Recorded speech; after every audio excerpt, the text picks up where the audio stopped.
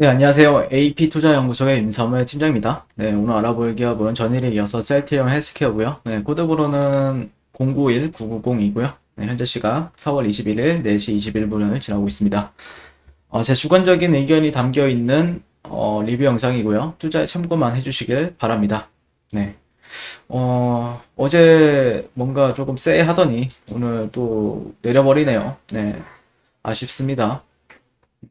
오늘도 조금 매도세가 개인들이 매수세 한 32만 주, 그 다음에 외국인과 기관에서 각각 13만 주, 18만 주 정도를 던졌고요. 그 외에도 좀 다 던지는 분위기인데, 최근 어제 이제 말씀드렸다시피 이제 레키로나주가 정부 예측의 20%, 25% 수준, 예, 그러면서 어떻게 보면 실망감이 좀 큰 상황이에요. 국내 치료제인 레키로나주와 렘데시비르의 투약 환자 수가 예상치보다 큰 차이를 보였다는 지적이 제기가 되었고, 정봉민 의원실 보건복지위원회는 질병관리청으로부터 제출받은 셀트리온 개발 코로나 치료제인 레키로나 투약 환자 현황을 확인한 결과 실제 투약 환자 수가 질병청의 예상치보다 훨씬 밑도는 것으로 이제 나타났다고 어제 밝혔었죠. 그것에 대해서 저도 어제 이제 리뷰를 했었고요. 네, 그래서 하루 확진자 300명을 가정해 레키노나 구입 예산 42억 4,300만 원을 예비비로 신청을 했는데 1분기에 약 3만 명이 확진자가 발생하고 이 중 경증 환자는 9,137명이 발생한 것으로 예상한 데 따른 것이다. 네, 하지만 지난 9일 기준 총 투여 환자 수는 이에 훨씬 못 미치는 1,325명에 불과한 것으로 나타났다.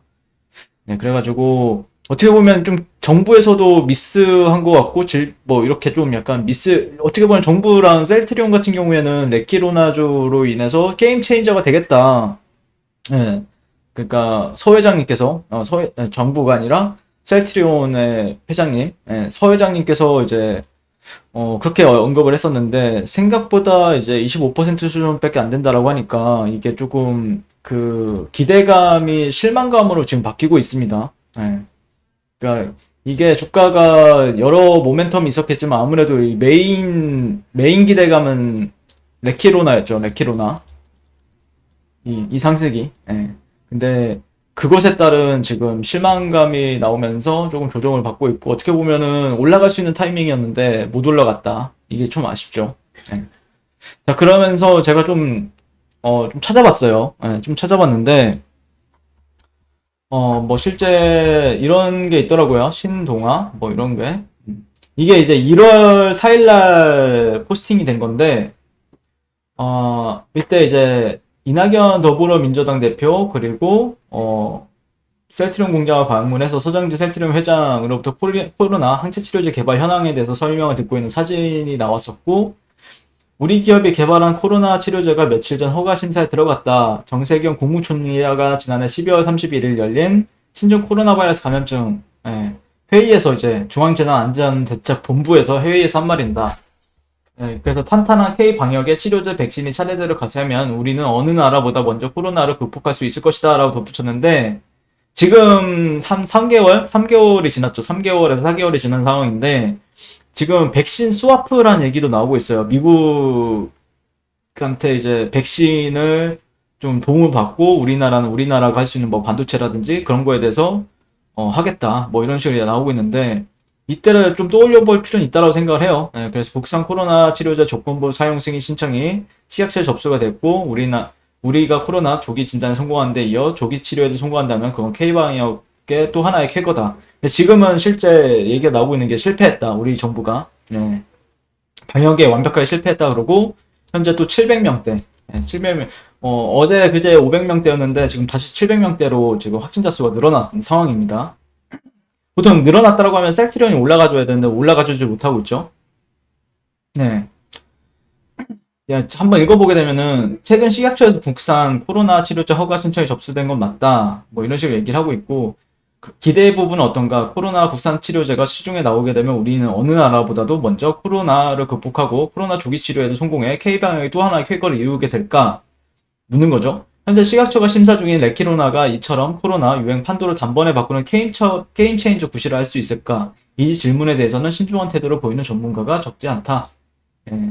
그 당시에 그랬죠. 이재갑 한림대 의대 감염내과 교수는 우리나라에서 빠른 속도로 항체 치료제를 개발한 데 데 대해 자부심을 갖는 건 좋다. 하지만 이 약이 현재 국내외 코로나 유행 패턴을 바꿀 거라 생각하면 안 된다. 고려대 김우주 의대 감염내과 교수는 미국은 우리보다 먼저 코로나 항체 치료제를 허가했지만 정작 의료 현장에선 이 약을 많이 사용하지 않고 있다며 항체 치료제에 대한 과도한 기대를 가는 건 바람직하지 않다.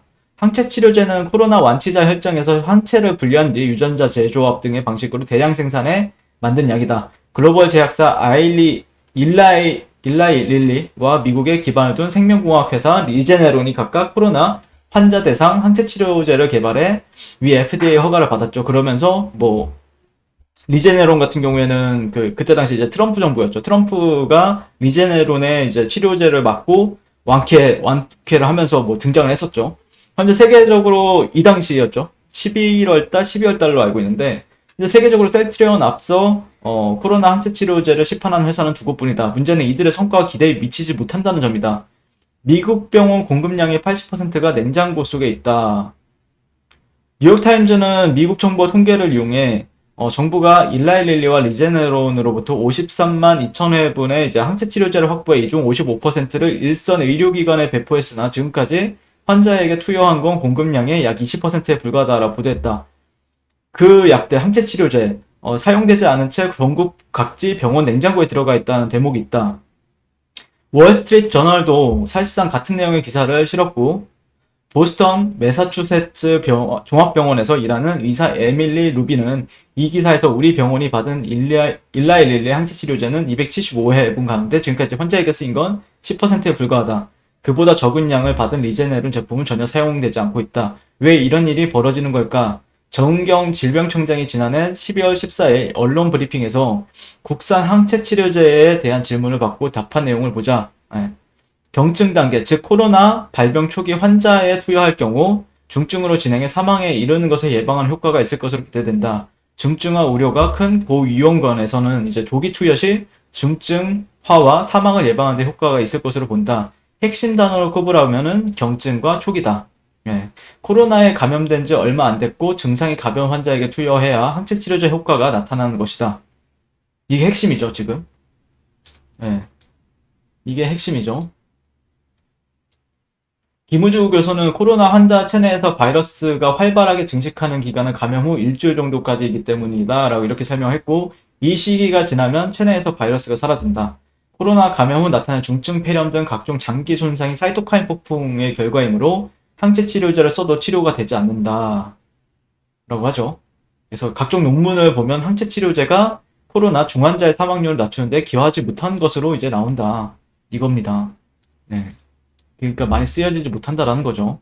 그렇다면 경증 초기 환자에게 적극적으로 항체 치료제를 사용하지 않는 이유는 뭘까? 전문가들은 현재 개발된 항체 치료제가 모두 정맥주사제로 전문 의료진의 도움이 있어야 사용할 수 있는 데다가 가격이 비싼 점이 문제라고 말한다. 실제 좀 비싸긴 하죠. 우리나라 뭐 40만 원 뭐 이렇게 얘기를 하고 있는데 뭐 미국 뭐 해외에는 더 비싸게 판다고 하니까 일회 접종 가격이 해외에서 1360만 원 미국 정부 일라이릴리 코로나 경증 환자 가운데 80% 이상이 별다른 치료 없이 완치되는 상황에서 감염 초기 코로나 환자 다수에게 이 약을 사용하기에는 부담이 크다.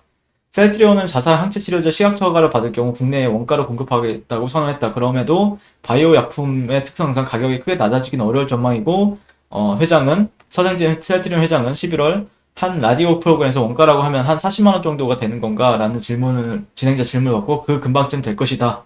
그러니까 비싸다는 거죠. 뭐 백신 같은 경우에는 몇만 원인데 몇만 원 수준인데 지금 40만 원 정도라고 하니까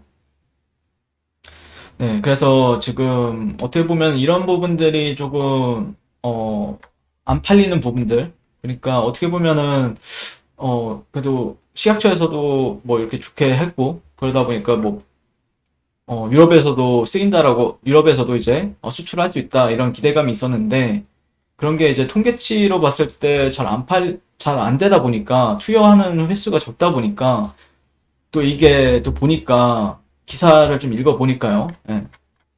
좀 그럴 수밖에 없는 상황이네요. 그럴 수밖에 없는 상황이에요.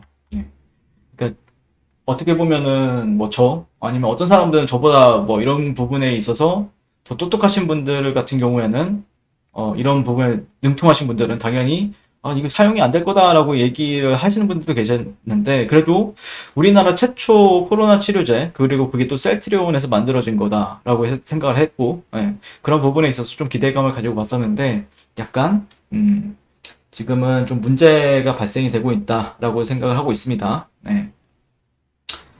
어, 어쨌든, 네. 어제 이런 게 좀 댓글이 많이 달렸는데,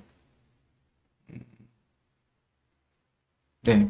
근데 셀트리온 그룹주가, 그러니까 이게, 이 기대감이 이제 그러니까 여기까지는 실제 주가가 레키로나로 온 게 아니잖아요, 이때. 조정을 받고 나서, 그 다음에 여기서부터가 이제 레키로나기 때문에 어느 정도 이에 따른 조정은 조금 보여줄 수 있는 부분은 있어요. 근데 막, 와, 엄청나게 깊게 들어올까, 이거는 좀 지켜봐야 되겠는데, 뭐 그렇다고 해서 뭐 레키로나가 뭐 셀트리온의 전신은 아니잖아요. 네, 절대 아니니까. 또 이 기업이 가지고 있는 또 모멘텀들이 있죠. 3사 합병 이슈라든지 또 그 외에도 이제 바이오시밀러라든지 그런 것들도 많기 때문에 그 사이에 또 분명히 또 올라갈 때가 되면은 또 다른 좋은 이슈로 가지 않을까라고 생각을 합니다. 네.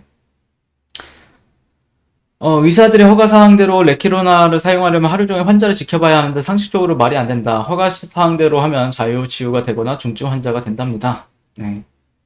공매도 놈들 최후 발악을 하는 거겠죠. 아무리 밀어봐야 나는 계속 주워 담을 테니. 네.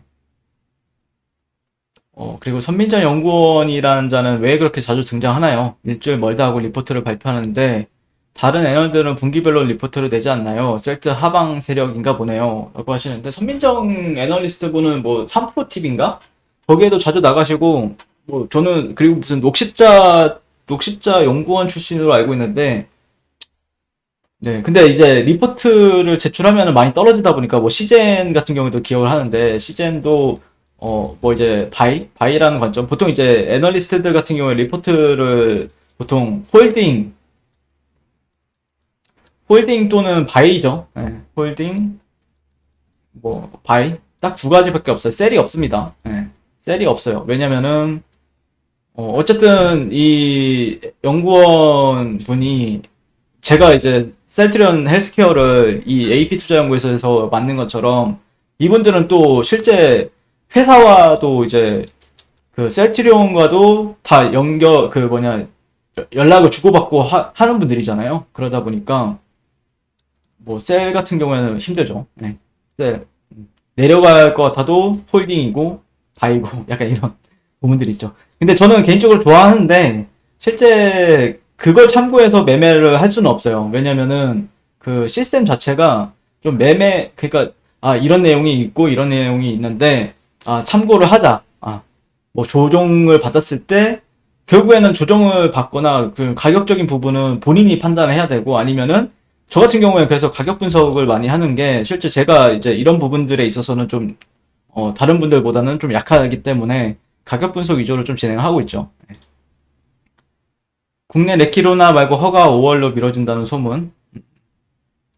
종복민 의원은 불법을 밥 먹듯이 한 부산 의원 출신인데 적폐 중 함노일 뿐이다. 저도 잘 모르겠는데 많이 보이더라고요, 요즘에. 저도 뭐 이렇게 셀트리온뿐만 아니라 다른 종목들도 보면은 이분께서 많이 등장하더라고요, 뉴스에서.